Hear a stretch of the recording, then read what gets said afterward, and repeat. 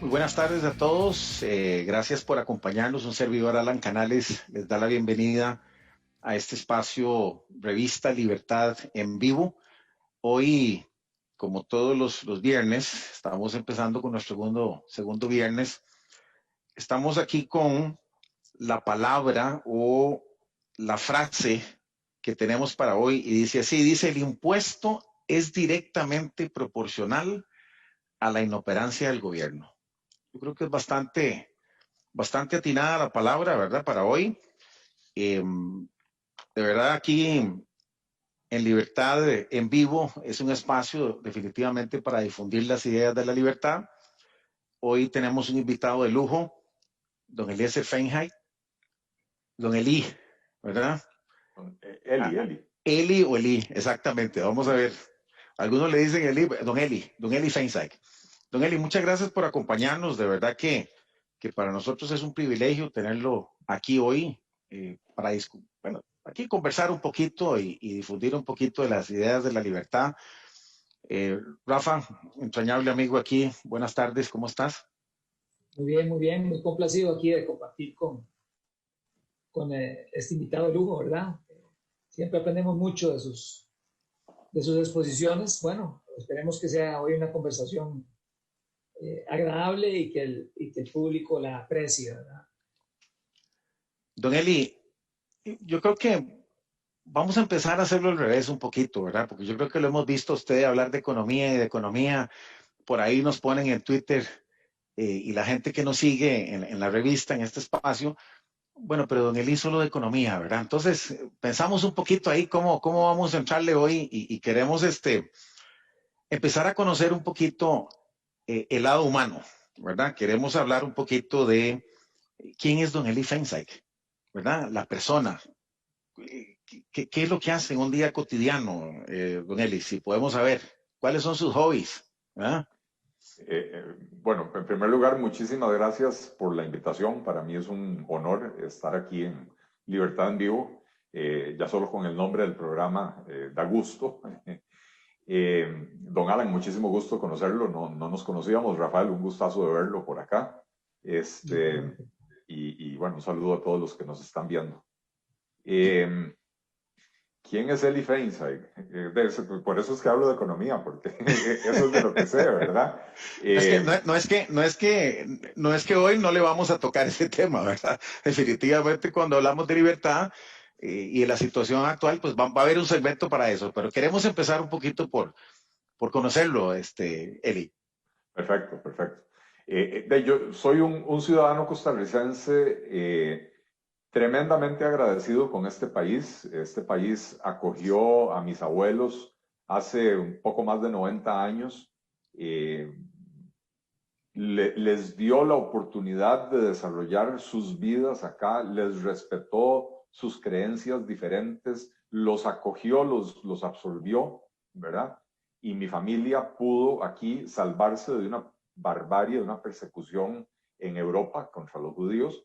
Y de hecho, mis abuelos fueron de los afortunados que se la olieron antes de que se desatara la matanza.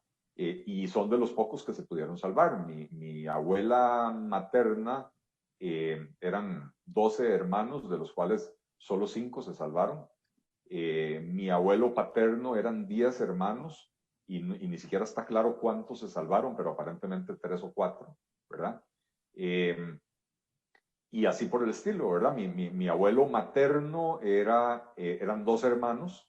Él salió y la hermana de él no salió y a toda la familia la mataron, ¿verdad? Ella era casada, tenía 3 hijos y la mataron a ella con su esposo y los 2 hijos menores. La hija mayor no la mataron porque la agarraron de juguete sexual en un campo de concentración, ¿verdad? Y eso fue lo que le permitió salvarse. Quedó, digamos que emocionalmente dañada por el resto de la vida. Y entonces, enormemente agradecido con este país que me ha permitido a mí crecer acá con un nombre tan extraño y ser parte de esta sociedad y que la gente me escuche y me tome en serio. Soy orgulloso esposo y padre de familia, tengo 26 años de casado, felizmente casado, tengo que decirlo. Tengo 2 hijas maravillosas, las 2 universitarias ahora en este momento. Y mis hobbies son leer, caminar un poco en contacto con la naturaleza. No soy una persona muy compleja en ese sentido, ¿verdad? Pero últimamente no tengo mucho tiempo para los hobbies, ¿verdad? Me encanta el tema de la comunicación y se nota porque pues, trato de estar siempre disponible para los medios y para los programas donde me invitan, porque sí creo que es importantísimo promover el debate de ideas y esclarecer las ideas y las propuestas liberales que en este país son tan mal recibidas y tan mal entendidas en buena medida porque a lo largo de décadas de manipulación, de adoctrinamiento en las escuelas, nos han condicionado a pensar que los liberales comemos chiquitos, ¿verdad? Y que el liberalismo es malo. Y se olvidó porque se borró de los libros de historia que en su génesis, desde su fundación, Costa Rica fue un país profundamente liberal hasta el primer tercio del siglo pasado, del siglo XX. Tuvimos una sucesión, una seguidilla de gobiernos liberales. Los fundamentos de lo que es la Costa Rica, de la que estamos tan orgullosos, esta Costa Rica democrática, respetuosa de las diferencias, respetuosa de las personas, de la libertad de expresión, la libertad de culto e incluso algo que la gente podría decir no es muy liberal, la educación pública costeada por el Estado y obligatoria, todo eso son proyectos de la era liberal de Costa Rica. Desde la libertad de expresión y la libertad de culto hasta la educación pública financiada por el Estado obligatoria y universal, ¿verdad? Entonces, se nos olvidó, porque nos lo borraron de los libros de historia, que esas son las raíces de Costa Rica, que Costa Rica no nació en 1948, que no hubo en 1948 ese Big Bang. Pero bueno, ya dejé de hablar de quién es Eli Heinze y ya me metí a hacer ese análisis. No, yo creo que muy bien, Eli, porque yo creo que pues lo que estamos tratando aquí de hacer con este espacio es precisamente eso, ¿verdad? Yo creo que tuvimos un programa ahí de mitos y leyendas donde empezamos a tratar de educar y desmitificar todo ese tipo de cosas que estás hablando, pero es importante porque los viernes sí queremos traer a una persona influyente, a una persona que creemos que puede generar impacto definitivamente en este ámbito y por eso empezamos con conocerlo, ¿verdad? Pero ahora pasemos a la parte profesional. Usted ha estado en la función pública, ha estado en la función privada. Bueno, ¿qué nos puedes decir de esa parte? Bueno, yo estuve en la función pública exactamente 4 años porque fui invitado por el presidente de la República a ser parte de su equipo. Me refiero a don Miguel Ángel Rodríguez, que fue mi profesor en la Universidad de Costa Rica. Y tengo que decir que desde que fue mi profesor, siempre se mostró muy interesado en mi carrera, en lo que yo hacía. Ya yo habiendo salido de la universidad, por lo menos un par de veces al año me llamaba y me preguntaba en qué estás haciendo, me hacía cartas de recomendación. Cuando yo me fui a estudiar a Estados Unidos, él con su doctorado de la Universidad de California en Berkeley, fue fundamental en las recomendaciones que me hizo, las recomendaciones que me dio y las cartas de recomendación que escribió para que me admitieran a mí en Estados Unidos. E incluso estando yo en Estados Unidos, cuando él iba a andar cerca de donde yo estaba, me llamaba y me decía, voy a estar en tal ciudad en tales fechas, ¿podés llegar? Y siempre íbamos y llegábamos y nos íbamos a almorzar juntos o lo que fuera, ¿verdad? Me invitó a formar parte de su equipo, fui 2 años asesor en Casa Presidencial, siendo yo muy joven, asesor junior. Aprendí un montón a la par de algunos figurones de la política costarricense, verdaderos linces, ¿verdad? Y después al final, para los últimos un poquito menos de 2 años, don Miguel me pidió que fuera viceministro de Transportes. Entonces estuve el 2000 y lo que quedaba del 2001, perdón, el 2001 y lo que el tramo del 2002 que le tocaba a don Miguel Ángel ser presidente, yo fui viceministro de Transportes, presidente de Aviación Civil y de Transporte Público. El resto de mi vida lo he hecho en el sector privado. o en la academia. Estuve varios años en la academia, sobre todo en Estados Unidos, y desde que salí del gobierno, bueno, cuando salí del gobierno me fui 2 años a Nueva York con CINDE. CINDE tiene o tenía en ese momento una oficina en Nueva York de promoción o de atracción de inversión extranjera. Y mi trabajo era precisamente identificar empresas que pudieran venir a Costa Rica y venderles el concepto y convencerlas de que se vinieran para acá. Y una vez que me regresé a Costa Rica en el 2004, desde ese momento he estado siempre dedicado a la actividad privada. Monté mi propio negocio inmobiliario. En los últimos años he estado más concentrado en la consultoría que en la parte inmobiliaria, porque pues, el negocio no está bueno, ¿verdad? Pero siempre me mantuve activo haciendo consultoría económica y consultoría financiera también, porque tengo una maestría en finanzas, además de la de economía. Don Eli, y entonces ahora, ¿por qué quiere ser protagonista en la política, verdad? Funda un partido. Eh, eh, ¿Por qué quiere ser protagonista en estos momentos? ¿Cuáles son sus motivaciones? Mi principal motivación, voy a sonar un poco como Jesús Romero, el cantante de música cristiana. Tengo 2 motivos y son mis 2 hijas. Cuando ellas estaban avanzadas en el colegio, empezaron a mostrar preocupación por el rumbo que tenía el país y la escasez de oportunidades para jóvenes con ganas de superarse. Y no solo empezaron a manifestarlo, sino que mi hija mayor entró a la universidad aquí en Costa Rica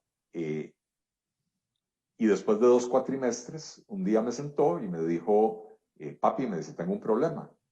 Yo escogí una carrera que es para el siglo XXI, pero me están enseñando contenidos del siglo XIX con técnicas del siglo XX. Y esto no me va a servir para absolutamente nada. Me voy de Costa Rica. Y ese me voy de Costa Rica es a estudiar, pero implícita va el riesgo de que haga vida en otra parte y no quiera regresar.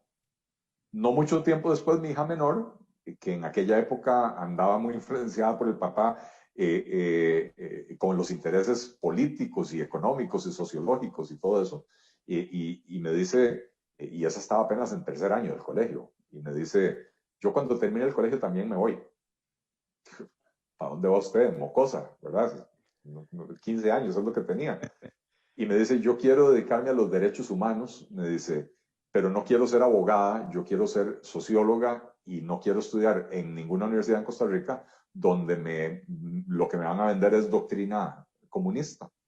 Entonces, probablemente me voy a estudiar afuera, pero además el trabajo de los derechos humanos, el trabajo importante de los derechos humanos, se hace en Ginebra y se hace en Nueva York y se hace en otras partes. Finalmente terminó estudiando completamente otra cosa, pero igual se fue de Costa Rica. Y entonces mi motivación son ellas, porque yo recuerdo haber tenido una conversación con mi esposa después de esos 2 eventos que se dieron con poquitos meses de diferencia y dijimos, bueno, aquí tenemos 2 opciones. Cuando se vayan este par de niñas, nos quedamos aquí solos, estamos relativamente jóvenes, yo tengo 55, mi esposa bastante menos que eso, como 3. ¿Y cómo se llama? ¿Qué hacemos aquí solos, lejos de las chiquillas? Uno quiere estar cerca de ellas. Pues tenemos 2 opciones. Nos vamos nosotros también con la esperanza de que ellas queden cerca una de la otra y no que queden en extremos opuestos del mundo, ¿verdad? ¿Y qué hago yo a mis 54, 55 años en un país que no conozco, donde no conozco a nadie y cuidado y en un idioma que no domino, ¿verdad? Cuando yo aquí tengo una carrera, la gente me conoce, hay contactos, hay un montón de cosas, ¿verdad? Entonces, la opción A era irse descartada y la opción B era, A y B no es una más importante que la otra, simplemente hay 2 opciones. Y la otra fue, hagamos algo para que este país empiece a ofrecerle oportunidades a los jóvenes, para que nuestras hijas quieran regresar, porque así como nuestras hijas se quieren ir, las hijas y los hijos de mucha gente también se quieren ir.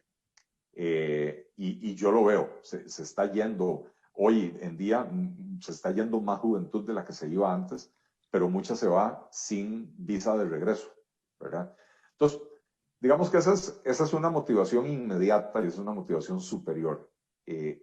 Tengo que reconocer que a mí el tema de la política siempre me ha gustado, participé en la política en el colegio, participé en la política en la facultad, participé en la política a nivel universitario, participé en campañas electorales en los años 80 antes de irme a estudiar a Estados Unidos.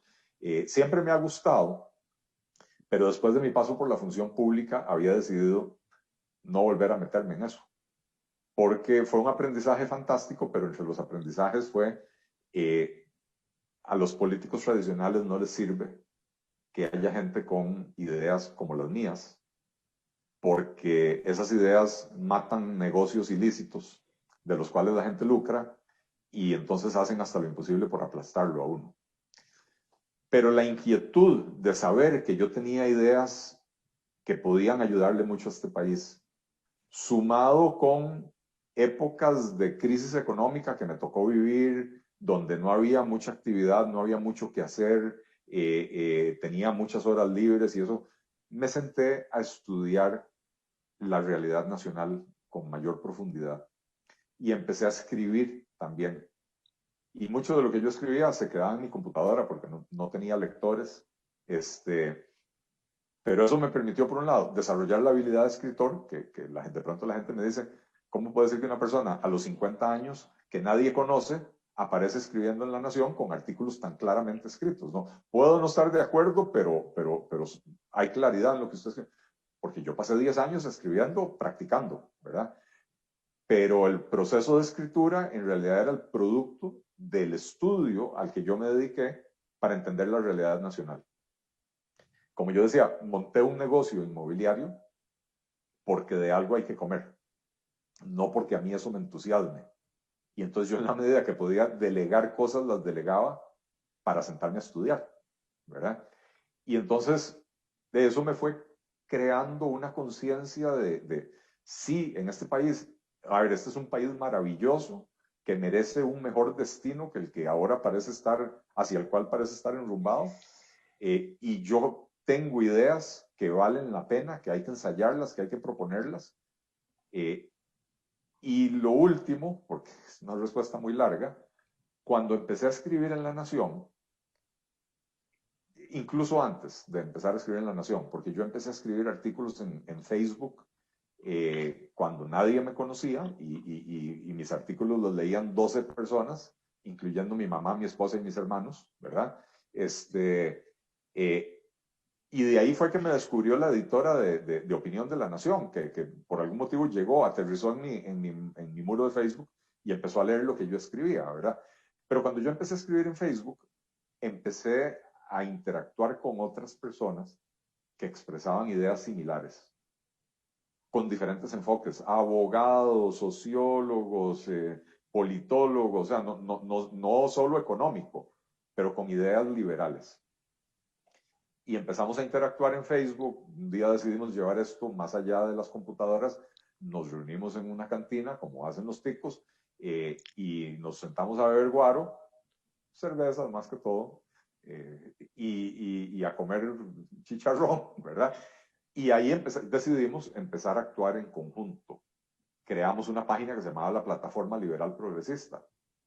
Al poquito tiempo, de hecho en menos de 2 meses, 3 meses, la página tenía 6,000 seguidores y empezó a crecer sin que nosotros le invirtiéramos un 5. Lo interesante es que escribíamos los artículos, si era un artículo de economía, por ejemplo, lo escribía yo, pero lo firmábamos los 7. Y si era un artículo de carambadas jurídicas, lo escribía algún abogado, pero lo firmábamos los 7, ¿verdad? Y entonces, digamos, en términos de los que le encanta ahora a la gente ahí, los que nos llaman gachos a nosotros, lo firmábamos como un colectivo. Y es lo que éramos, un colectivo escribiendo carambadas en conjunto. Y la gente empieza a preguntar, bueno, ¿y esto para dónde va? Ustedes, o sea, no creo que esto sea solo sentarse a escribir en conjunto, ¿verdad? Y nosotros mismos nos empezamos a preguntar, bueno, ¿esto hacia dónde nos está llevando? Y si queremos ir en esa dirección. Y tomamos la decisión de fundar un partido político que es el Partido Liberal Progresista. Yo me enorgullezco de decir que este es el primer partido político en Costa Rica que nace enteramente en las redes.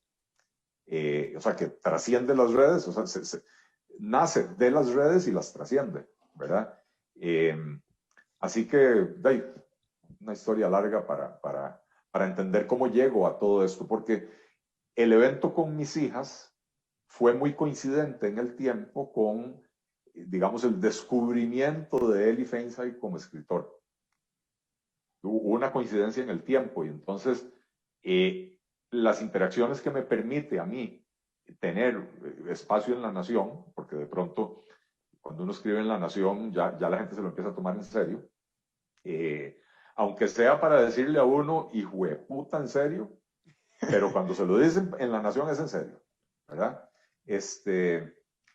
Las interacciones que me permitió a mí eso, me permitió ampliar la red de contactos y entender que hay muchísima gente en Costa Rica que no se sentía representada por ningún partido de la oferta política nacional y que había un espacio para que hiciéramos esto, ¿verdad? Entonces, al toparme yo con gente valiosísima y todos ellos más jóvenes que yo además, gente súper valiosa que quería empujar en la misma dirección, decidimos, vamos a hacer el partido político y tuve esa conversación con mi esposa y ¿cómo se llama?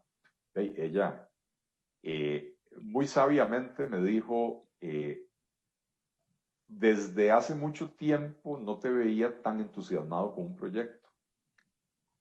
No es exactamente lo que yo hubiera querido, porque ella me acompañó en ese paso por el gobierno de don Miguel Ángel Rodríguez y todo lo que yo tuve que sufrir, yo tuve demandas y carambadas, y después de que terminó el gobierno pasé 10 años todavía en procedimientos y juicios y cosas que salí bien librado de todas, pero no fue agradable. Entonces ella me dijo, no es exactamente lo que yo hubiera querido, pero desde que dejaste de hacer esto hasta ahora que lo retomaste, no te vi un solo día de tu vida tan entusiasmado con algo y eso ha significado una mejoría en nuestra relación, ha significado una mejoría en tu relación con nuestras hijas. Así que si eso es lo que te hace feliz, si eso es lo que te llena, vamos para adelante juntos con eso. Excelente. Bueno, don Eli, tenemos que llegar a las preguntas obligadas, ¿verdad? Que todos estamos esperando. Y básicamente, digamos, una de las cosas que hemos discutido mucho es cómo nos cuesta a los liberales usar un lenguaje que la gente entienda, porque tendemos a mostrar gráficos, a mostrar cifras, y cuando uno entra en ciertas discusiones en las redes sociales, se da cuenta de que la gente ni siquiera ve los gráficos, como que está muy ideologizada. Entonces, pero es evidente que tampoco podemos renunciar al punto fuerte que tenemos, que son los datos duros, los datos que nos dicen, por ejemplo, que tenemos una situación caótica de la mitad de la población subempleada y desempleada, que tenemos niveles de pobreza que en los últimos 40 años no los habíamos visto, que la gente está en la informalidad porque no puede cumplir con todos esos datos. Usted los ha compartido, lo hemos seguido, hemos visto con atención cómo incluso habla de 10 puntos, etcétera, etcétera. Pero bueno, en términos de el hombre de a pie, el que tiene que levantarse en la mañana a traer los frijoles a la casa, ¿qué puede esperar ese pueblo de un gobierno liberal progresista o de un gobierno con Don Eli a la cabeza? ¿Cuáles serían los ingredientes básicos y si tenemos esperanza de salir de ese precipicio en que nos han traído? Yo diría, en primer lugar, un gobierno centrado en las necesidades de la población, centrado en las necesidades del individuo. Eso es lo que se nos ha olvidado en Costa Rica, que toda la acción política tiene que girar en torno a la persona. La persona es la unidad fundamental. Una familia, que es la base de la sociedad, no se conforma sin individuos. Si los individuos no están bien, el tejido familiar no puede estar bien. Muchas veces, cuando una pareja se divorcia o lo que sea, es producto de que uno o ambos en la pareja no están bien, están inestables emocional, lo que sea, ¿verdad? Pero se nos ha olvidado eso. Y se nos ha olvidado que las instituciones públicas existen para servirle a alguien, pero que ese alguien es el ciudadano, el que paga la fiesta. Y hemos pasado a tener un sistema perverso donde las instituciones públicas en este país están para servir a los intereses de quienes laboran en ellas, ¿verdad? Entonces, lo primero sería un cambio de enfoque. Cualquier decisión de política pública que se tome en un gobierno liberal progresista será una decisión pensada en términos del usuario, del cliente, del beneficiario final, del votante, del contribuyente. Porque ellos son los que mandan. Si nosotros llegamos al poder es gracias a que las personas, suficientes personas, votaron por nosotros. Y si llegamos al poder con legitimidad democrática, es gracias a que suficientes personas votaron por nosotros, pero también suficientes personas votaron por otros para que el sistema democrático tenga legitimidad. Entonces, a todos nos debemos, a los que voten por nosotros y a los que no voten por nosotros. Entonces, con ese cambio de mentalidad y con ese cambio de enfoque, lo que pueden esperar de un gobierno liberal progresista es un gobierno profundamente transformador.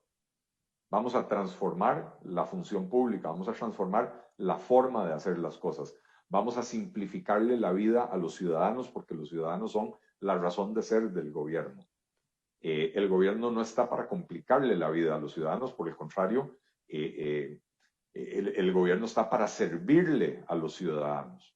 Entonces, ese cambio de mentalidad se va a notar en un gobierno liberal progresista. Y eso, insisto, se traducirá en simplificar la vida de la gente, en buscar la forma de ahorrar recursos, de hacer el gasto público mucho más eficiente, de manera que podamos reducir los impuestos, pero reducir los impuestos sin abrirle un boquete a las finanzas públicas. Porque al final de cuentas es muy fácil, y si ustedes entran a mi página de Facebook se van a encontrar que mi foto tiene un marco que dice ni un impuesto más. Es muy fácil decir no más impuestos y es muy fácil decir bajemos los impuestos sin pensar en las consecuencias. Por eso el orden de las cosas, el orden de los factores, altera el producto. Si no recortamos primero el gasto, si no ponemos orden en eso, bajar los impuestos es un suicidio. Ciertamente esperamos que bajando los impuestos se genera mayor actividad económica, mayor crecimiento económico, pero tenemos que tener unas finanzas públicas sanas para poder lograrlo. De lo contrario, bajar los impuestos y abrir un boquete fiscal aún más grande no va a ayudar a reactivar la economía, por la inestabilidad inherente en el sistema del país. Así que lo que la gente puede, lo que la población puede esperar es precisamente eso, que las decisiones se hagan pensando en qué le conviene al ciudadano. ¿Cómo hacemos para bajar el costo de la vida? ¿Cómo hacemos para bajarle el peso de la carga regulatoria? ¿Cómo hacemos para simplificar la vida? ¿Cómo hacemos para que cuando quiera iniciar un negocio, un pequeño emprendimiento, pueda arrancar desde el primer día y al tercer día ya esté corriendo? En vez de que tenga que pasar 6, 8 meses pidiendo permisos y una vez que arranca, que tenga que pasar 5 años gateando, ¿verdad? A grandes rasgos eso es lo que podría decir, ¿verdad? Podríamos entrar a hablar de proyectos más específicos, pero creo que lo más importante es ese cambio de mentalidad que hay que... Don Eli, no, sí, creo que estamos de acuerdo que el individuo es el eje y el centro, digamos. Hay temas que pues siempre la gente se pregunta y dice, bueno, pero ¿cómo se puede hacer eso? Es decir, yo lo escuchaba, yo creo que, no sé si en un programa de Amelia Rueda o en uno de esos, tanto usted como otros economistas han hablado de que hay muchísimas cosas que se pueden hacer sin necesidad incluso de ir a la Asamblea Legislativa. Mucha gente dice, bueno, es que el gobierno se escuda mucho en eso, es que como los diputados no ayudan, entonces esto no camina. pero hay una serie de medidas de contención del gasto, hay una serie de medidas de, sí, básicamente, contención del gasto, ¿verdad? Que es un peso enorme sobre la espalda de todos los que trabajamos. Creo que somos el 76%, y no me equivoco, de la población activa que estamos en el sector privado. Que tenemos que cargar, por ahí anda, 87, imagínense, 80. más. 87. 85, 86, por ahí anda. 87, sí, es un 13 el otro, sí. Entonces yo a lo que voy es a esto. Es decir, hay medidas que tienen que hacerse negociaciones.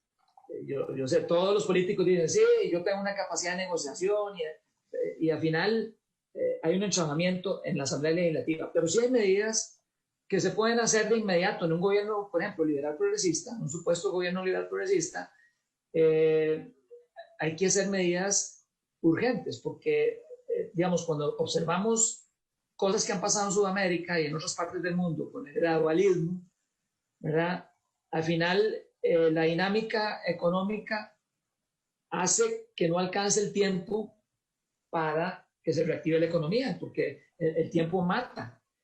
Existen mecanismos, digamos, usted podría decir que hoy el gobierno, si tuviera la voluntad política, podría hacer cosas que sustantivamente nos traigan un beneficio inmediato o a mediano plazo, por lo menos a los costarricenses. Don Eli. Le puedo mencionar dos medidas que por sí solas, medidas administrativas que no requieren aprobación de nadie, más que decisión del gobierno de la República, que generarían un ahorro de 2 puntos porcentuales del PIB. Y digo, no hay que pedirle permiso a nadie porque las decisiones ya están tomadas, pero ¿me perdonan? No me van a perdonar. Voy a usar una frase decente y voy a usar otra. No tienen la valentía de ejecutarlas. Iba a decir que no tienen otra cosa, pero tampoco las tienen, pero no tienen la valentía. Está prohibido. Está prohibido. Está prohibido. No tienen la valentía de hacerlo. La OCDE nos ha señalado que el hecho de no universalizar el uso del SICOP, el Sistema Integrado de Compras Públicas, nos impide generar un ahorro de 1,55 puntos del PIB. Solo ahí estamos hablando de 525.000, 530.000, 40.000 millones de colones. Y lo único que hay que hacer es amarrarse los pantalones y decir, señores de las instituciones públicas, se acabó. Aquí hay un decreto dándole 15 días para incorporarse al SICOP y todas sus compras tienen que entrar en el SICOP. Pero entonces, es un tema de ¿qué? De liderazgo. Es un tema de voluntades, es un tema de decisión, ¿verdad? Es un tema de decisión. Esa es una, y esa es fácil. Pero ya tenemos 4 gobiernos seguidos empujando la carambada y se han pasado un jueguito de cambiarle el nombre y cambiar la plataforma ¿verdad? Y a nadito de perro. Y a nadito de perro, claro, porque en la opacidad hay oportunidad de chorizo. ¿Cómo se llama? La complejidad de los procesos es caldo de cultivo para la corrupción. Entonces, el corrupto no quiere que sus compras o sus licitaciones aparezcan en la pantalla de una computadora donde don Alan Canales puede entrar a ver qué es lo que se está comprando o qué es lo que se está licitando, porque va don Alan y ofrece algo más barato que el proveedor que me va a pagar a mí la mordida. ¿Verdad? Entonces, no estamos dando oportunidad a un libre mercado, que es lo que estamos hablando de libertad económica, de libertad de abrir monopolios, de cortar todo ese tipo de clientelismo que hemos venido, pero don Eli, eso es un tema que nos tiene como corroído, ¿verdad? Es un cáncer con metástasis y llegando entonces un gobierno, ¿usted cree que sí podemos aplicar el bisturí? Bueno, ahí tiene usted una medida que es de decisión ejecutiva. No hay que pasar por la Asamblea Legislativa. Le voy a dar otra. Y el que ha andado promoviendo esto, lo digo sin ninguna mezquindad, es Juan Carlos Hidalgo. Salario escolar. Resulta que los liberales durante años dijimos que el salario escolar era un 14º salario. Y que era una injusticia porque en el sector privado no existe eso, pero los del sector privado financiamos ese privilegio que tienen en el sector público y que no debería de existir. Lo que existe en la ley son 12 salarios y un aguinaldo, ¿verdad? Bueno, los tribunales no nos quisieron dar la razón a los liberales. Dijeron, no señores, no es un plus salarial, no es un incentivo salarial, es un aumento salarial. Y por lo tanto es intocable. Excepto que no tomaron en cuenta que en la reforma fiscal del 2018 se dijo que cuando el nivel de endeudamiento del gobierno supera el 60% del PIB, cosa que superamos en febrero o marzo de este año, no se dan aumentos salariales. De hecho, en Costa Rica, si se cumple la regla fiscal, los próximos probablemente 10 años, los funcionarios públicos no van a recibir un aumento salarial en la base, ¿verdad? ¿Ok? El argumento jurídico ya está. El gobierno no tiene que pedirle permiso a nadie. Todo lo que tiene que hacer es más, los diputados lo podrían hacer ahora cuando están aprobando el presupuesto del 2021, ¿verdad? Pero el gobierno lo que podría hacer es eliminarlo del presupuesto, es decir, esto es un aumento salarial, no lo podemos dar porque la ley me impide darlo. Ahí tenemos 140, 150 mil millones de colones más. Otras medidas que son de decisión ejecutiva para reducir el costo de la vida, que dependen de voluntad política y por supuesto que van a tocar intereses muy poderosos. Y para poder hacerlo hay que llegar sin estar comprometido y con el compromiso, el único compromiso con el pueblo de hacerlo. Eliminar los aranceles de importación en toda la canasta básica. ¿Cómo puede ser que los artículos de la canasta básica, que son los que constituyen la enorme mayoría del consumo de la gente más pobre del país, son los artículos que artificialmente están encarecidos con impuestos a la importación? Entonces, de plumazo, los aranceles los puede modificar el Poder Ejecutivo, no es la Asamblea Legislativa, a diferencia de los impuestos, ¿verdad? Entonces, el presidente de la República, Carlos Alvarado, si estuviera escuchando este programa, hoy en la noche podría firmar el decreto, si se le pegara la gana, no se le va a pegar la gana. Pero ahí hay otra medida que se puede hacer. Y hay algo que yo tengo muy claro en la dirección de lo que preguntaba Rafael. Cuando los liberales lleguemos al poder, en el 2022, tenemos que tener éxitos rápidos. Tenemos que mostrar éxitos rápidos para que la población entienda que estamos trabajando en su beneficio y que nos apoye con las siguientes reformas cada vez más profundas, ¿verdad? Pero ahí tenemos, y me podría sentar a pensar en otro montón de medidas que son de ahorro del gasto público para evitar una subida de impuestos, que son medidas que se pueden hacer con un lápiz y papel y la firma de un presidente, sin pasar por la Asamblea Legislativa. Don Eli, yo quiero hacer un comentario ahí y hagamos una pausa porque usted dice, bueno, si la gente nos da el voto, ¿verdad? Porque usted lo mencionó ahorita de que si la gente nos da el voto, está muy claro de que hay una convicción, ¿verdad? Estamos en un momento histórico donde este es el momento de la libertad. Eso estamos convencidos y creo que los que hemos decidido empezar a aportar, por lo menos desde esta trinchera, ¿verdad? Para que hayan espacios para divulgar y que realmente sea importante para que la gente entienda qué significa esto, tenemos que empezar a hablar en un lenguaje más sencillo, ¿verdad? Entonces, usted está diciendo, bueno, vamos a llegar, estamos de acuerdo, vamos con esa firmeza, pero ¿cómo convencer a la gente? Si de un pronto a otro empieza la manipulación de la masa, mete miedo, llegó el coco y resulta ser que el coco es la parte liberal. ¿Cómo le vamos a entrar a eso, Eli? Porque entonces llegó el coco, meten cualquier vaina ahí, la gente se asustó y otra vez seguimos en el pantano. Ahora sí me hiciste una pregunta difícil. Todas las demás eran fáciles, hasta contestar quién soy yo, que no sé quién soy, pero porque nosotros en el partido nos hemos sentado a hacer la labor, digamos, de prospección política y analizar y tener un plan de trabajo para llegar al poder y qué tenemos que hacer al llegar al poder. No todo, digamos, no todo está listo hoy, Tenemos Sí. equipos de trabajo. De hecho, mañana, sábado, se inaugura el congreso, el primer congreso ideológico del Partido Liberal Progresista. Tenemos, no sé, 26 o 27 mesas de trabajo con gente en todas las áreas del quehacer público, ¿verdad? Pero sí tenemos claro, por ejemplo, esa pregunta anterior que me hizo Rafael, ¿cómo, o fuiste vos, no sé, Alan, ¿qué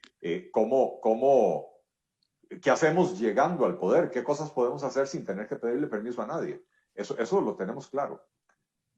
¿Cómo hacer que nuestro mensaje, que es excesivamente racional, aburrido para la mayoría del público, cómo hacer para convertirlo en un mensaje emocional?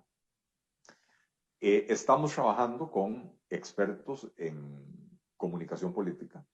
No voy a revelar aquí estrategias, porque tampoco están, bueno, primero porque no las voy a revelar, pero segundo porque tampoco están terminadas. Es algo en lo que estamos trabajando de cara a una eventual campaña. Pero no sé si ustedes siguen las publicaciones del partido, notarán en las últimas semanas un cambio un poco en el tono de las comunicaciones del partido, en la forma de las comunicaciones del partido, porque entendemos que tenemos que buscar la manera de conectar emocionalmente con la gente. Eli, Yo creo que la pero es crisis, importante lo que estás diciendo, es importante. Conectar emocionalmente, pero sin mentiras, ¿verdad? sin mentiras, bueno, si ustedes ven las publicaciones que ha venido haciendo el partido, no hemos cambiado el fondo, hemos cambiado la forma. Ok. Seguimos diciendo exactamente lo mismo. No hemos cambiado una sola de nuestras propuestas iniciales. No hemos cambiado ninguna de nuestras propuestas o de nuestras posturas en cuanto a temas polémicos y no polémicos. Seguimos teniendo exactamente los mismos principios. Pero eso no nos impide tratar de comunicarlos de otra manera. Yo creo que, a ver, vamos a terminar sumidos en una crisis de tal magnitud porque este gobierno es absolutamente incompetente e incapaz de enderezar el rumbo, y el rumbo es lamentablemente muy negativo, que yo personalmente creo que el tema emocional en el 2021, a finales del 2021, cuando empieza la campaña electoral, va a ser empleo. Eso va a ser lo que va a conectar con la gente. Es decir, bueno, ¿cómo vamos a hacer hoy tenemos ya 550,000 desempleados? ¿Cómo vamos a hacer si eso aumenta? Y si no aumenta, ¿cómo hacemos para conseguirle trabajo a 550,000 personas? Y entonces, los liberales ahí llevamos una ventaja, ¿verdad? Porque hemos venido hablando de empleo y de generación de empleo, de generación de riqueza desde hace mucho. Y tenemos ideas y tenemos propuestas, y además tenemos las propuestas que van a hacer crecer a la economía, a diferencia de los socialistas y los socialdemócratas, que lo que tienen son propuestas para, a lo sumo, recuperar el nadadito perro, ¿verdad?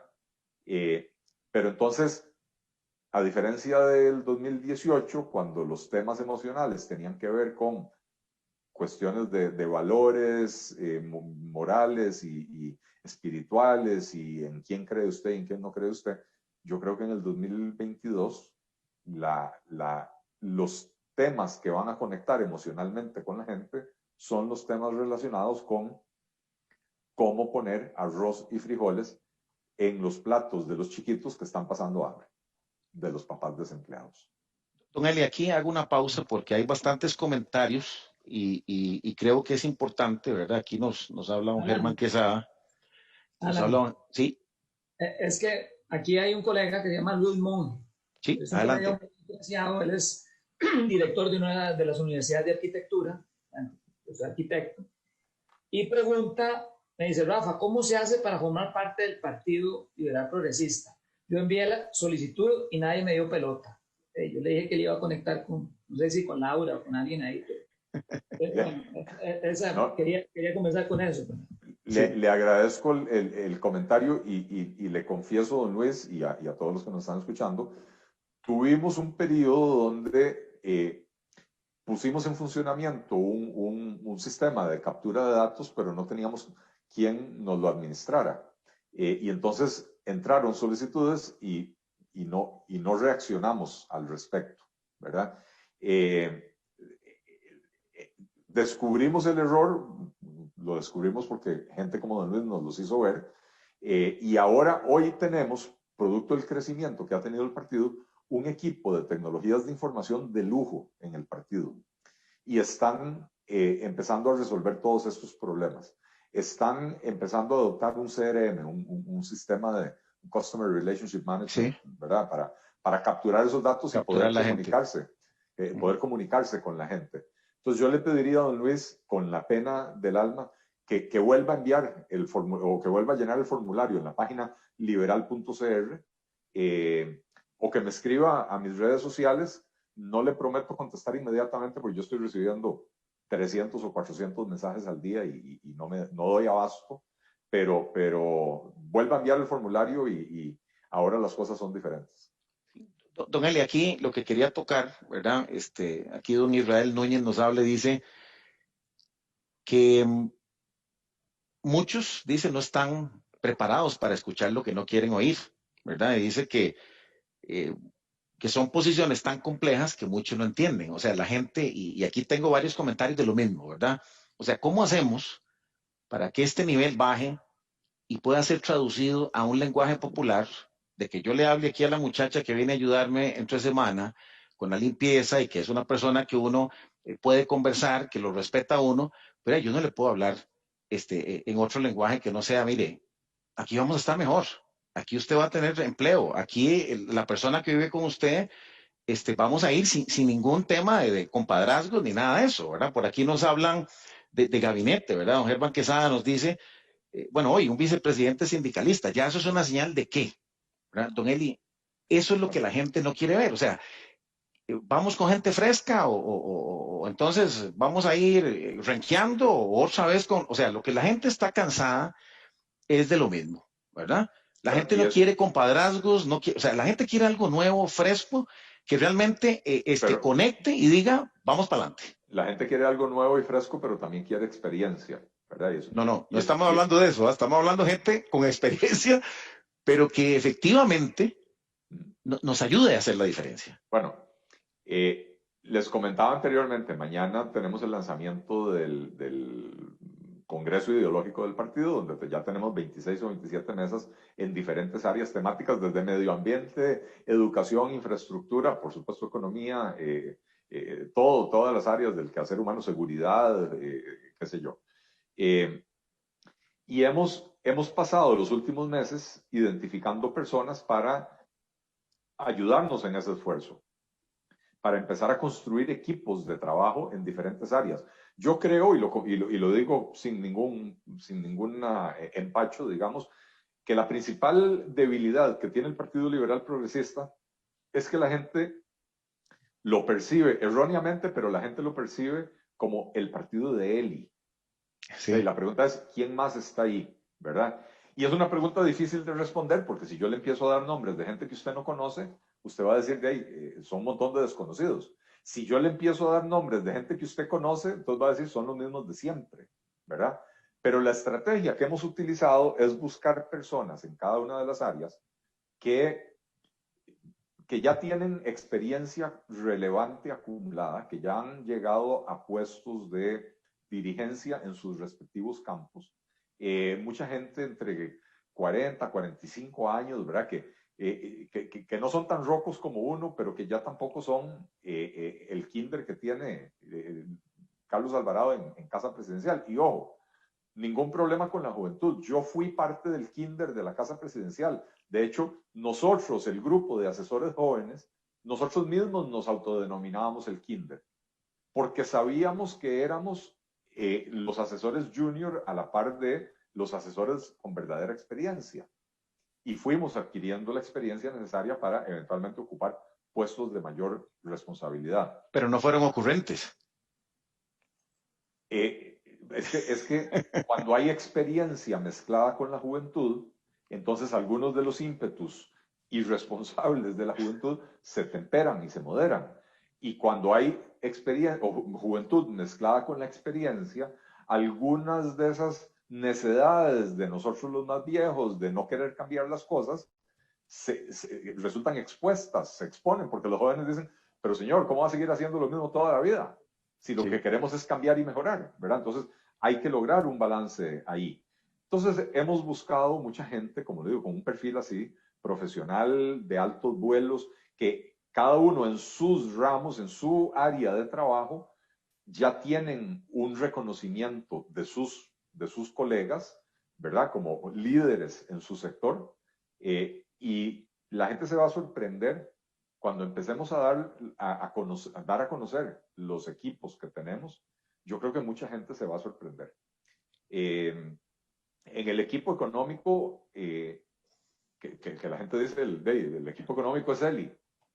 En el equipo económico tenemos un grupo en este momento de 8 economistas de muy alto nivel, que la gente sí los va a reconocer, pero no los va a reconocer porque ya fueron ministros en el gobierno de Liberación o de la Unidad. No, los van a reconocer porque son personas con experiencia laboral relevante, que generan opinión, que aparecen constantemente en los medios explicando las cosas desde la perspectiva económica, y se van a sorprender de la calidad de los nombres que hemos logrado. En el equipo de tecnologías de información tenemos 6 empresarios que se hicieron a sí mismos. O sea, 6 emprendedores que arrancaron sus negocios. Todos ellos, para tener éxito, tuvieron que salir del país, porque el país les ponía demasiados obstáculos. Algunos salieron del país para ir a instalarse en una aceleradora o en una incubadora de emprendimientos tecnológicos en otros países. Otros tuvieron que direccionar su servicio o su producto hacia el exterior, porque en Costa Rica no había suficiente demanda, lo cual los obligó a poner oficinas en muchos países. Pero todos, sin excepción, saben las ventajas que ofrece Costa Rica para el emprendedor, pero conocen al dedillo los obstáculos que le pone Costa Rica al emprendedor. Y saben lo que se necesita para tener éxito. Y entonces les hemos pedido digamos, el encargo que yo les di es: no me presenten un plan de gobierno tradicional. No me digan, vamos a crear un fondo para esto y lo otro, y Fonatel va a invertir allá. No, no, no. Diséñeme una estrategia nacional de fomento de una cultura de innovación tecnológica por medio del emprendedurismo. ¿Cuáles son los factores que tenemos que cambiar en Costa Rica para fomentar el emprendedurismo tecnológico? ¿Cuáles son los obstáculos que tenemos que eliminar? ¿Cuáles son las limitantes que hay? ¿Cómo podemos llenar esas limitantes? Y están en este momento y desde hace varios meses sentados analizando los casos de éxito. Berlín, Santiago de Chile, Tel Aviv en Israel, Dublín, ciudades alrededor del mundo que se han ido convirtiendo en hubs tecnológicos. Muchos de ellos vivieron en estos lugares o tuvieron que ir a estos lugares para poder tener éxito. Y entonces estamos haciendo una recopilación de las mejores experiencias para salir con una propuesta innovadora en esa materia, ¿verdad? Pero yo creo que conforme avance este proceso de congreso ideológico y empiecen a despuntar las personas que están ahí, los costarricenses van a recibir una sorpresa muy favorable, muy agradable de la calidad de gente que hemos logrado atraer. Don Eli, ¿qué significa en términos sencillos ser liberal progresista? ¿Verdad? Porque entonces, bueno, ¿cómo le pones el nombre? ¿Qué significa ser liberal progresista? Para que le expliques a la gente qué es eso. De la forma más sencilla, un liberal progresista es un liberal a carta cabal. Los liberales nos gusta decir que no nos gusta que el gobierno se meta en nuestras vidas. Y un liberal progresista no le gusta que el gobierno se meta en su vida en ningún ámbito. El principio es, ¿cómo se llama? Que mi libertad termina donde empieza la de mi vecino, ¿verdad? Y entonces, mientras yo, dentro de los confines que me establece la ley, yo esté actuando a derecho, el gobierno no tiene por qué venir a meterse en mi vida. No tiene por qué decirme a qué negocio sí me puedo dedicar. No puede vender cannabis medicinal. No puede generar electricidad a menos de que yo, Estado, le dé permiso. No puede, hay un montón de negocios negocios que aquí en Costa Rica, porque al Estado no se le pega la gana. Bueno, no, perdón, pero es al revés, ¿verdad? De la misma manera que no queremos que el Estado se meta en nuestras vidas personales. ¿Con quién voy yo a la cama? ¿Con quién yo me caso? Es un asunto de cada persona. El hecho, y yo tenía esta conversación con mi cuñado, que es una persona muy conservadora, y me decía, es que yo no quiero ver a dos majes agarrados de la mano en la calle. Yo decía, es que no, vos no tenés derecho a eso. Porque que dos majes anden de la mano agarrados en la calle no está violando ningún derecho tuyo, ¿verdad? Exhibicionismo. El exhibicionismo está prohibido. Y no importa si es una pareja heterosexual o es una pareja homosexual. Igualdad ante la ley, ¿verdad? Pero entonces, mientras mi actividad no infrinja en tu libertad, no hay, o sea, y lo que le decía yo a mi cuñado, si vos no querés invitar a una pareja de gays a la casa, estás en todo tu derecho, es tu casa es tu santuario, ¿verdad? Yo no te voy a obligar, yo jamás te voy a exigir que invites a quien no quieres tener en tu casa, pero no puedes impedir que las personas sean libres en sus vidas, ¿verdad?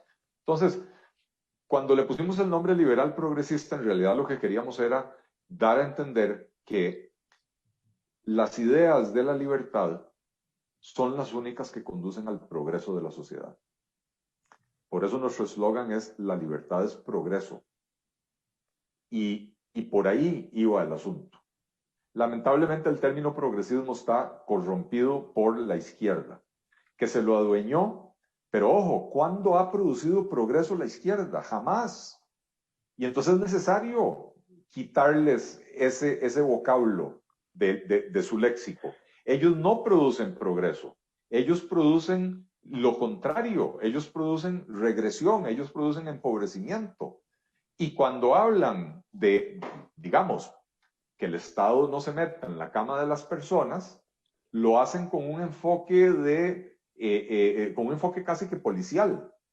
De Y control. entonces, de control, donde yo sí me imagino en un régimen de izquierda que alguien llega y le dice a mi cuñado, si usted va a hacer una cena en su casa, tiene que invitar a una pareja gay.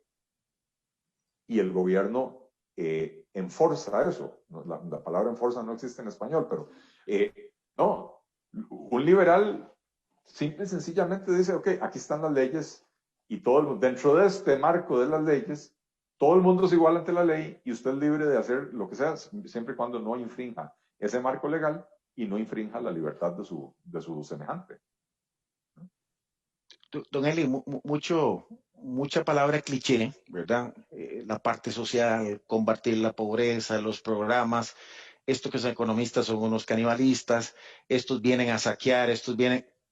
Bueno, ¿cómo le decimos a la gente que este liberalismo de progreso, no progresista, de progreso, que va a traer una reactivación, que va a traer algo diferente, es al revés, no es dando, sino produciendo? ¿Cómo le explicamos a la gente que tiene tanto miedo de que se le acabe su programa social? O sea, ¿qué le vamos a ofrecer a esa gente? Dignidad, devolverles la dignidad, explicarles, y esto es parte a ver, esto es algo que los liberales nunca hemos logrado hacer muy efectivamente, y es lo que decía, que estamos trabajando con asesores en materia de comunicación para encontrar la fórmula para poder comunicarlo. Pero no hay nada más digno para una persona que saberse valiosa, que saber que vale por sí misma, que se vale por sí misma. Cualquier ser humano es valioso por el solo hecho de existir, ¿verdad? Pero un ser humano que se vale por sí mismo, que vela por su familia, bueno, esa es la fuente de la dignidad. Y entonces lo que queremos explicarle a la gente es que en vez de convertirlo en un ser dependiente de las dádivas, queremos convertirlo en una persona que pueda progresar. Nadie puede progresar con un bono proteger de 125,000 colones. Las personas pueden pasarla mientras hay una crisis y ver cómo se la juegan con 125,000 colones, pero nadie puede vivir permanentemente con una dádiva de 125.000 colones. A esas personas hay que generarles oportunidades para que puedan acceder a empleos bien remunerados y que puedan mejorar la condición de su familia, ¿verdad? Fíjate, Eli, que nos hablaba un Mario Redondo, de que hay como un desconecte, ¿verdad? Entre las capacidades que traen las empresas, tecnología, innovación, y el rezago del servidor que está trabajando con eso. ¿Cómo hacemos para realmente entender que esa libertad, que esa producción, que esa tecnología, que esos puestos de calidad, no es molestándolos con más impuestos y la gente no cree, no, ese cuento que se van, ¿verdad? Yo explicaba ese programa de que efectivamente una empresa global, simple y sencillamente, le ofrecen en otro lado y en 2, 3 años recuperan esa inversión y listo, ¿verdad? La gente no cree, la gente cree que eso es mentira, Eli. Sí, producto de ese adoctrinamiento del que hemos sido víctimas en el sistema educativo costarricense. Y ahí hay soluciones que son de muy largo plazo porque implica una reforma del sistema educativo. Pero también creo que hay que hacer una reforma de la organización económica del país, porque no podemos pretender que la persona que no terminó tercer año del colegio y que no tiene dominio de idioma extranjero y que no tiene buen dominio de las matemáticas, va a acceder a un trabajo de técnico en Intel. No, ya no de ingeniero. Intel contrata muchos técnicos y los técnicos de Intel ganan muy bien, ¿verdad? Entonces, tenemos que entender que al menos temporalmente hay que crear las condiciones para que empresas menos sofisticadas también puedan florecer en Costa Rica. Y eso pasa por simplificar las regulaciones laborales. Eso pasa por disminuir los costos de la Caja Costarricense del Seguro Social para que no sea tan caro contratar a la gente. Ojo, yo no estoy hablando de reducir los salarios. Si para un patrono el costo real del empleado es un 50 o 55% del salario que se lleva el empleado para la casa, reduzcamos ese 55%. No matemos al trabajador, bajémosle esos costos al empresario. Y entonces, si yo lo iba a contratar a usted por 100.000 colones, me iba a costar 155.000 mientras pago la caja y todo lo demás. Bueno, hagamos que yo le siga pagando los mismos 100.000 colones, pero me cueste 130.000, ¿verdad? Y entonces que podamos tener condiciones diferenciadas para zonas de mayor rezago en el índice de desarrollo humano, por ejemplo, para poder llevar empresas que hagan procesos más sencillos a las zonas donde no encontramos ese pool de ingenieros bilingües o trilingües que podemos encontrar en San Antonio de Belén, ¿verdad? Pero tenemos que modificar la estructura productiva del país, volverla mucho más amigable con el desarrollador de negocios, el desarrollador de empresas, para que haya empresas de toda naturaleza y poder ofrecerle empleo a esas personas que ya se han quedado estancadas en el desempleo. No me refiero a los desempleados de los últimos 6 meses. Los desempleados de los últimos 6 meses, si la economía se recupera, muchos de ellos podrán volver a encontrar los trabajos que antes tenían. Me refiero a los que ya estaban estancados en la pobreza, que teníamos un 10 o 12,5% de desempleo antes de la pandemia y eran personas que no estaban encontrando oportunidades porque el mercado no las estaba creando. Yo creo que es importante, digamos, para los que creemos en las ideas de la libertad, liberales, que son necesarias, que ya es un tiempo necesario.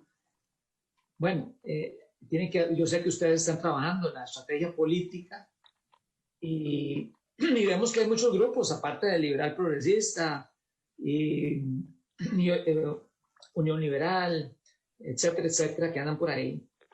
Y la gente lo que dice, lo que uno escucha en la calle cuando conversa sobre esos temas, está convencida de que es necesario un cambio, que no podemos encontrar un cambio si seguimos haciendo lo mismo, pero que es muy débil cualquier partido en este momento si va solo. Es decir, hay como un consenso de que es necesario hacer una gran coalición, un gran consenso de unas cuantas ideas fuertes, ¿verdad? Rápidas y eficientes. ¿Usted identifica que hay posibilidades de que eso se dé o usted cree que sea necesario ir solo a una No, contienda? yo he manifestado mi interés y mi creencia de que necesitamos hacer una coalición, pero me refiero a una coalición amplia. Yo creo que los liberales tenemos que entender que hasta ahora siempre hemos sido minoría en el país. Juntos o separados seguimos siendo minoría. Y que entonces la coalición tiene que ser una coalición un poco más amplia. Una coalición que abarque población un poco más al centro del espectro político, que entiende que es necesario reducir el tamaño del Estado, que es necesario fomentar un clima favorable de inversiones, para lo cual hay que reducir impuestos, reducir regulaciones, etc. Tenemos una agenda en común bastante amplia. Tal vez sea el 70% de lo que sería una propuesta de un gobierno liberal, no el 100%. Pero ese 70% en este país lo necesitamos con una urgencia tan brutal que yo creo que la coalición o eventual unión de partidos para poder aspirar al poder tiene que ser amplia en ese sentido. Lo suficientemente amplia que sea una fuerza capaz de ganar, pero no tan amplia que se convierta en un partido tradicional donde las tensiones internas entre personas con diferentes intereses impide que se hagan reformas importantes. Eli, ya tuvimos eso, ¿verdad? Yo creo que nadie quiere más de eso. Yo creo que si se va a hacer una coalición, definitivamente es en pro de un objetivo, ¿verdad? No simplemente por sacar a alguien del poder o que estos no gobiernen, porque si no, entonces volvemos a caer en lo mismo, ¿verdad? Yo creo que hay una cosa que nos llama la atención cuando usted habla de una coalición más amplia. ¿Cómo vamos a lidiar con el tema de que si son puros o no puros, o si son mezclados o no es raza, o si son zaguates, perdón, ¿verdad? Disculpe la Sí. expresión, pero entonces, otra vez vamos a entrar en otra gran distorsión a lo que realmente tenemos que ponernos y dejar de estar pensando que si son puros liberales o si los 60%, o sea, ¿cómo vamos a entrarle a eso, Eli? Porque otra vez nos vamos a desgastar en un tema que no nos va a ayudar. Insisto, Alan, que la coalición tiene que ser más amplia. Si nos vamos a poner a pedirle el pedigrí liberal a la gente, entramos quedando. Porque además entre los propios liberales no nos ponemos de acuerdo. Tenemos la mala costumbre de agarrar a alguien que es fundamentalmente liberal, con el cual tenemos dos o tres pequeñas diferencias, o tal vez dos o tres diferencias un poco más importantes, y nos agarramos a mecos y decimos, usted no es liberal. Como me dicen a mí, ahí en redes sociales ustedes lo han visto. Y hablemos las cosas sin tapujos. Uno de los canales que está transmitiendo este programa en este momento es uno que vive tirándome a mí diciéndome que soy un socialista. ¿Sabe qué? Chernobyl Progre es irrelevante en este país, ¿verdad? Pero no es esa la coalición que nosotros necesitamos. Nosotros necesitamos una coalición más amplia, donde podamos entender que tenemos que ponernos de acuerdo con gente que tiene ideas, algunas compartidas con nosotros y otras diferentes, y tenemos que poder desarrollar una agenda común para gobernar con base en esa agenda común. Como se hacen las coaliciones en los sistemas parlamentarios. Cuando el partido de Angela Merkel hace coalición con los verdes, con los liberales, qué sé yo, que es el Partido Social Cristiano, y hace coalición con los verdes y con los liberales, ¿ustedes creen que los verdes y los liberales tienen exactamente la misma agenda? ¿O que tienen la misma agenda que los social cristianos? No, no. Simple y sencillamente dicen, ok, esta es la agenda de gobierno. Nos pusimos de acuerdo en 10 puntos o en 20 o en 50 y estos son los que en conjunto vamos a promover. En lo que no estamos de acuerdo, no hay un acuerdo y entonces el gobierno no se mete en esos temas. ¿Verdad? Qué interesante eso, Eli, que estás diciendo, porque yo creo que volvemos a lo que estábamos hablando de la comunicación.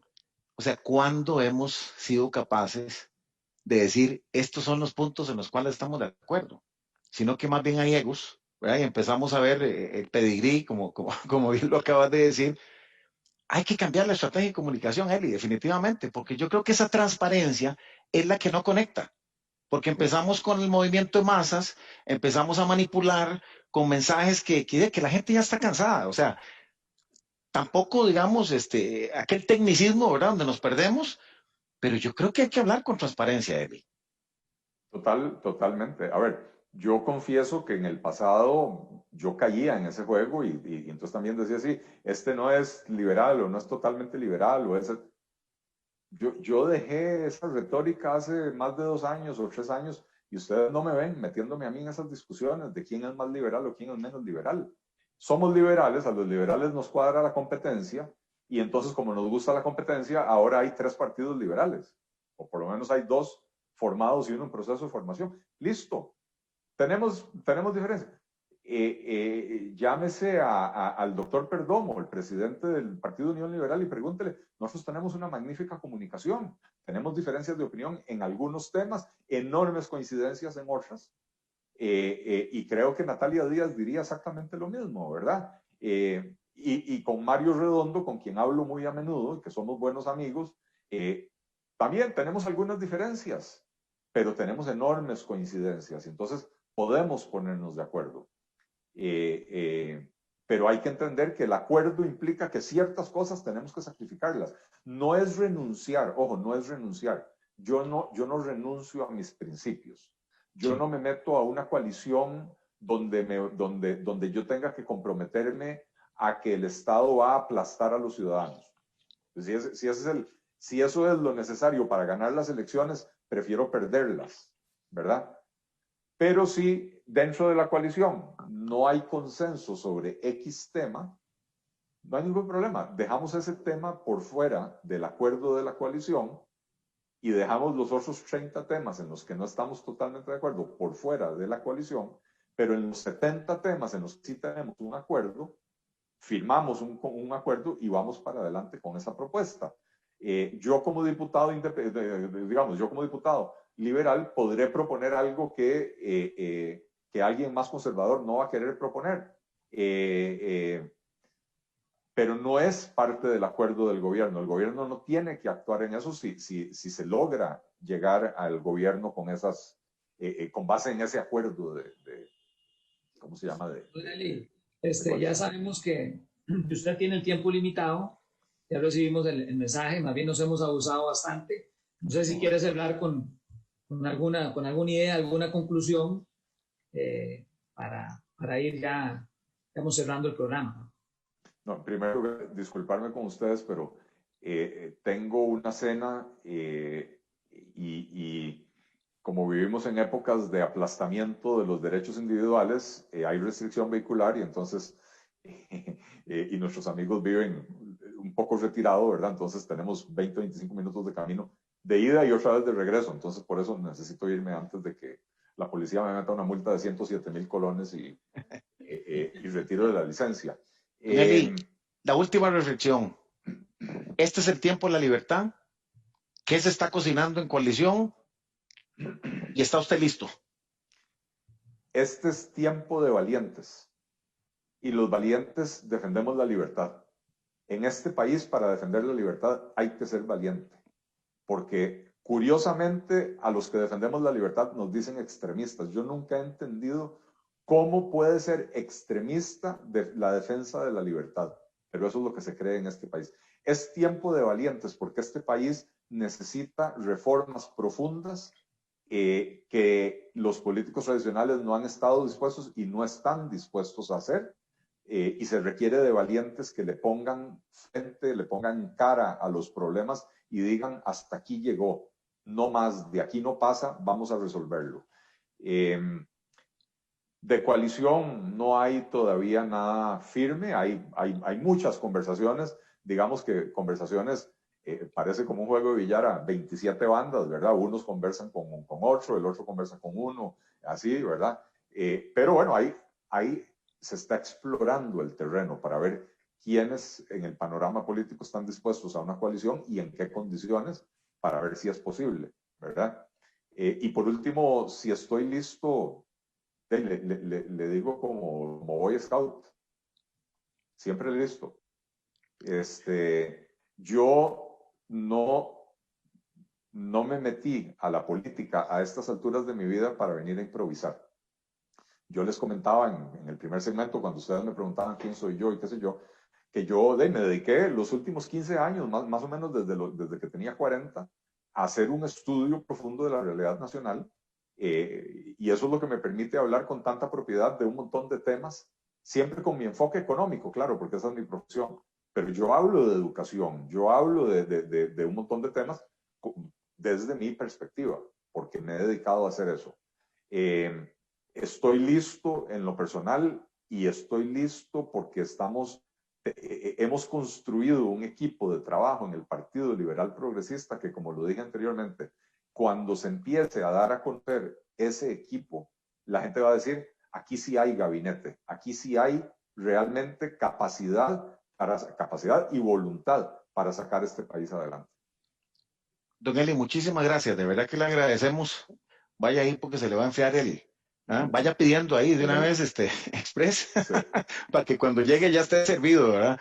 No, de verdad que ha sido un placer, don Eli. Yo creo que el objetivo de este viernes es siempre entender cuál es la propuesta, ¿verdad? Y usted va a recibir más espacios y ojalá que realmente podamos ir traduciendo eso al lenguaje sencillo, popular. Y este es un espacio que usted tiene abierto para cuando usted así lo tenga bien. Le agradecemos muchísimo su espacio, su sinceridad y esperemos que empecemos a caminar, ¿verdad? Yo creo que aquí el tema es construir, ¿verdad? Yo creo que este es el momento histórico. Muchísimas gracias, Muchas gracias, don Alan. Eli. Muchísimas gracias, Rafael. Muchísimas gracias, Dani, ahí en los controles, que me imagino que el público no lo ve, pero yo sí lo veo. Y muchas gracias a todos los que están escuchándonos en vivo y los que lo van a escuchar después. A sus órdenes, Alan y Rafael, cuando me quieran volver a invitar, aquí estaré. Es un placer. Muchas Muchísimas gracias, gracias. don Eli. Muchísimas gracias. Un abrazo. Sí, yo creo que entonces vamos cerrando. Yo creo que muy agradecidos, bastantes temas para compartir. Yo creo que muchas ideas claras de Don Eli, lenguaje sencillo, hemos podido entender bien su propuesta de liberal progresismo. Yo creo que eso es lo que estamos tratando de fomentar y queremos invitarlos para el próximo viernes, ¿verdad? Que tenemos otro invitado especial. Aquí vamos a tener a don Otto Guevara, también amante de la libertad y las ideas libertarias, y vamos a tener una entrevista con él también para entender cuál es su propuesta. Está formando un partido, Unión Liberal, y creo que es importante también entender qué es lo que ellos están proponiendo acá como parte de este foro y este espacio para todas las personas amantes de la libertad. Así que bueno, cerramos la transmisión, Rafael. No sé si tenés alguna reflexión para despedirnos. Sí, bueno, yo creo que está claro que este país necesita un cambio urgente. Necesita un cambio urgente y no puede ser gradual, como muchos políticos dicen, no podemos aplazar el reto que tiene este país y como bien lo dice Don Eli, es de valientes, hay que hacerlo. Cualquier político que venga a hacer populismo y a prometer el paraíso en la tierra es un engañador más. Es decir, es la hora de hacer los cambios y creo que tenemos que unirnos y hacer un frente común con las ideas. Creo que a nosotros nos toca debatir las ideas, difundirlas, fomentarlas y a los políticos les toca ejecutar esas ideas y les toca hacer posible ¿verdad?